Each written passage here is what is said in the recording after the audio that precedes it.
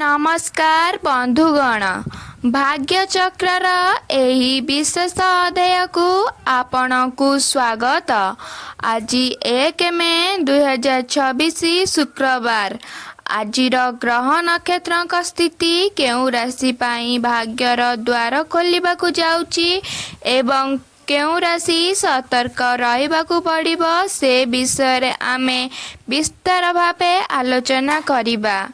आजिर स्वतंत्र उपाय आपणक जीवनरु आर्थिक टंका पैसा समस्या दूर करिबा। तेणु वीडियो को शेष पर्यंत निश्चय देखंतु। तागरु जदि चैनल को नुआ करी आस्थिबे तेबे चैनल को सब्सक्राइब करि दियंतु, जहा फल कि आपण प्रथमे वीडियो पाई परिबे।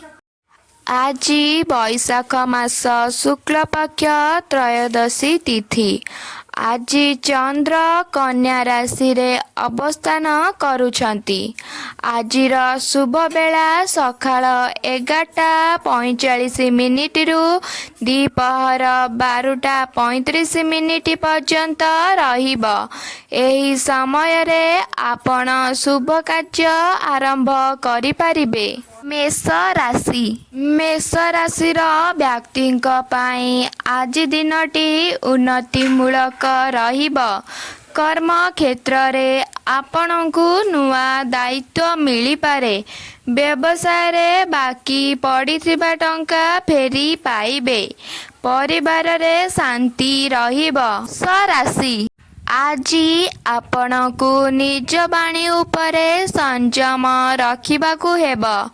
पड़ोसींक सह कौनसी कथा को नहीं मनमालिन्य होई पारे।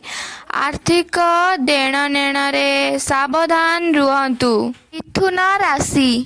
छात्र छात्री माने निज परिश्रमर सुफल पाइबे। विदेश यात्रा पाई योजना करुथिले सफल हेबे।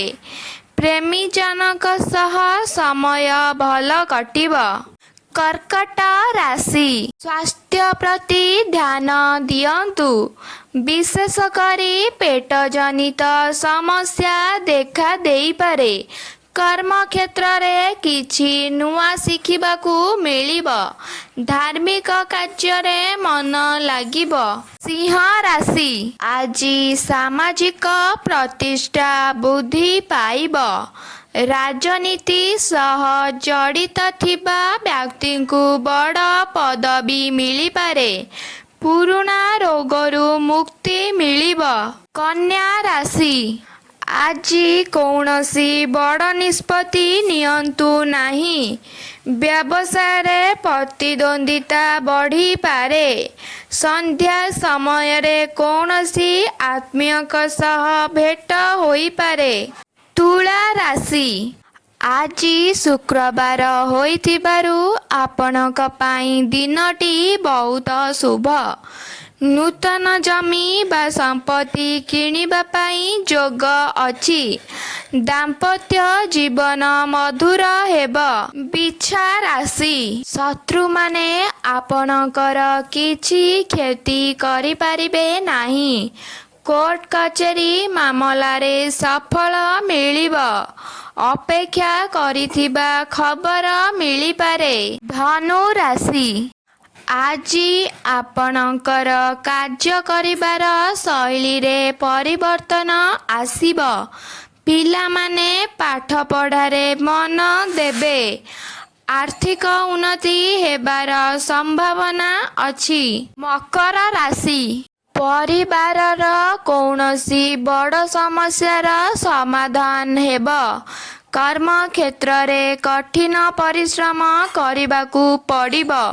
निज आखिर जत्न नियंतु। कुंभ राशि। बंधु मानक सहयोग रे अटकी रहिथिबा काम पूर्ण हेबो। कला और संगीत क्षेत्र रे थिबा लोकंकु प्रशंसा मिलिबो।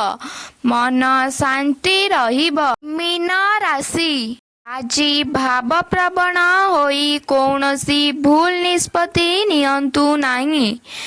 ବ୍ୟୟ ବୃଦ୍ଧି ପାଇପାରେ, ତେଣୁ ବଜେଟ୍ ପ୍ରସ୍ତୁତ କରନ୍ତୁ। ଭାଗ୍ୟର ସହଯୋଗ କମ୍ ମିଳିବ।